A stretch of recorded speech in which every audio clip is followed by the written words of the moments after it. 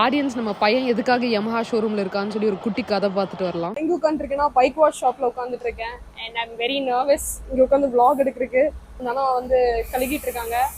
நான் வந்து இங்க உட்காந்து vlog எடுத்துட்டு இருக்கேன். vlog எடுத்துட்டு அப்படியே பார்த்துட்டு இருக்கேன். நம்ம பையன் குளிக்கிற அழகை பார்த்துட்டு இருக்கேன். நான் வந்து என்னோட புது கேமரா இருக்குல்ல, அதை டைம் லாப்ஸ் வச்சிருக்கேன். ஸோ அவுட்புட் சூப்பரா இருக்கும்னு நான் நினைக்கிறேன். என்ன பண்றது அப்படின்னு யோசிச்சுட்டு இருந்தேன். பேசாம ஒரு டீ குடிச்சிட்டு அதுக்கப்புறம் வந்து இவனை எடுத்துக்கலாம்னு திரும்ப 180 rupees 150 ரூபா இது கொடுத்து என் கையிலேயே கழுகி இருக்கலாம். பட் ஆனால் எனக்கு பொறுமை இல்லை. நல்லா ஃபுல்லாக கழுக மாட்டேன் கிளீனா.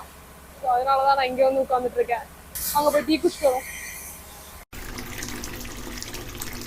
டீ கடை போய் ஒரு ஜிஞ்சர் டீ குடிச்சிட்டு அப்படியே உட்காந்துட்டு வேடிக்கை பார்த்துட்டு ஆப்போசிட்ல பார்த்தா நம்ம பையன் குளிச்சிட்டு இருக்கான். ஜூம் பண்ணி பாத்தீங்கன்னா இப்படிதான் குளிச்சிட்டு இருக்கான்.